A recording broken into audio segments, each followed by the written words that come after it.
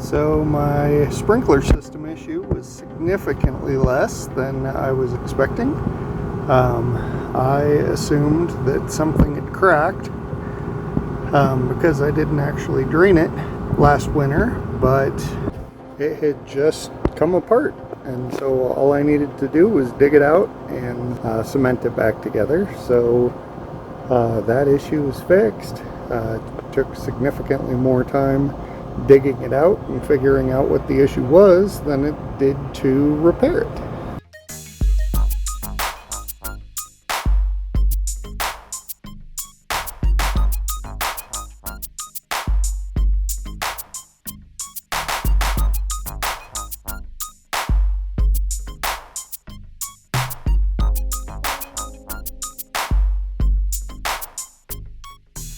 So we'll let the cement set up for 24 hours and run some water through it, and hopefully it's all fixed.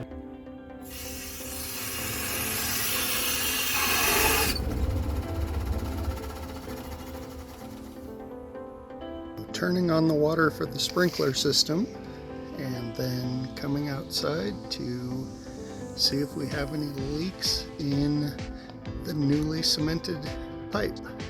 We'll let that guy set for a couple hours and just verify that we don't have any leak. And 2 hours later, we have no sign of a drip. So I think it's time to cover this guy up and move on with our day.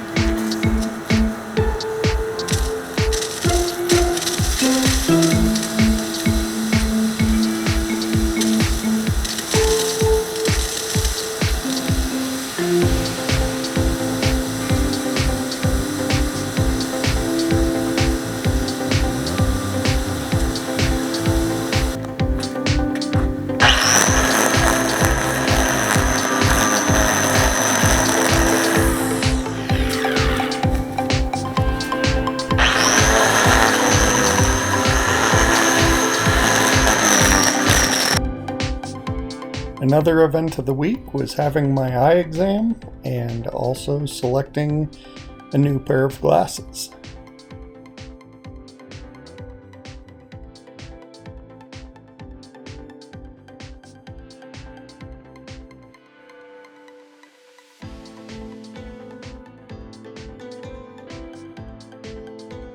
And Katrina's boyfriend Michael came to Colorado for a few days from California.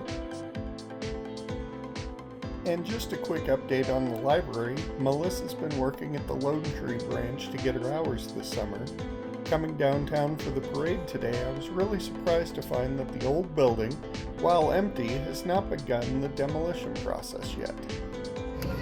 On Saturday, to kick off the county fair, we had our town parade.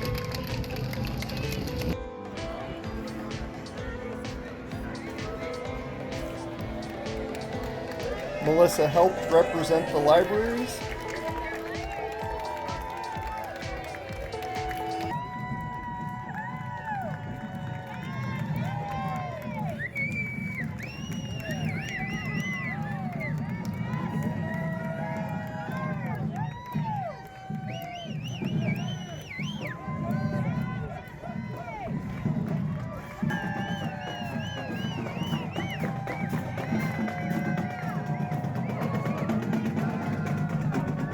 And Alex was allowed to rejoin the marching band as an alumnus.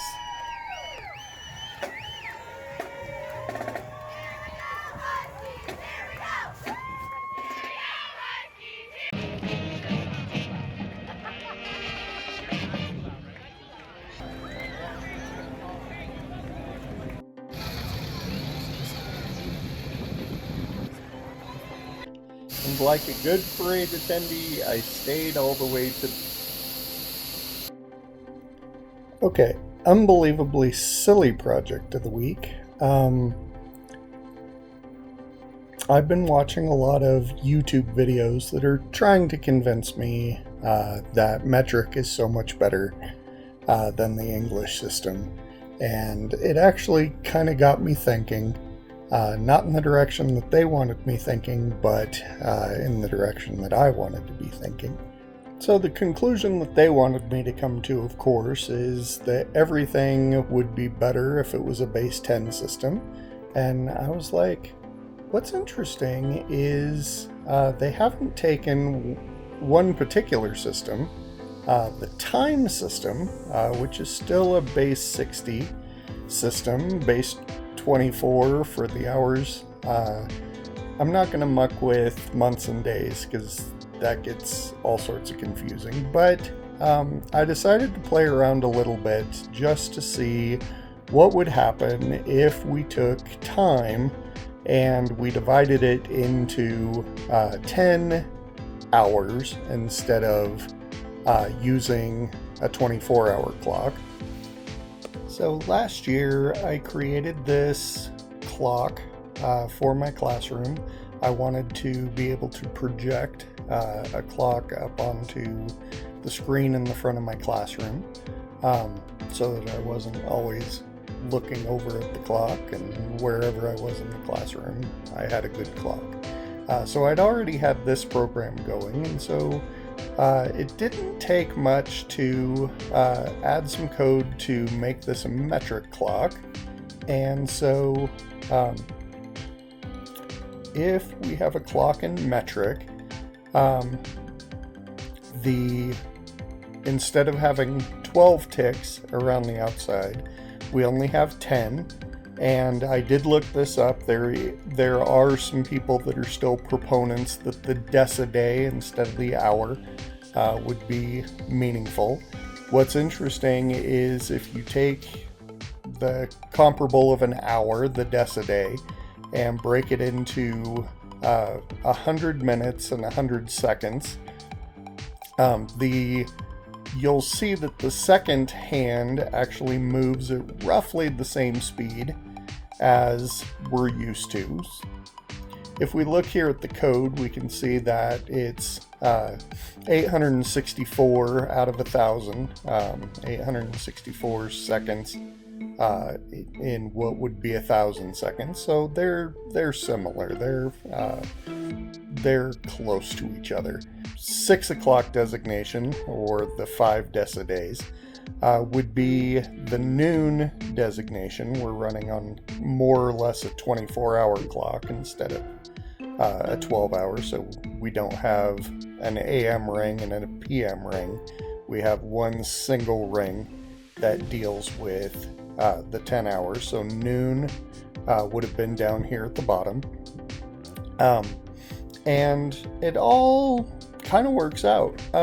So it's been kind of fun to play around with what would a metric time look like.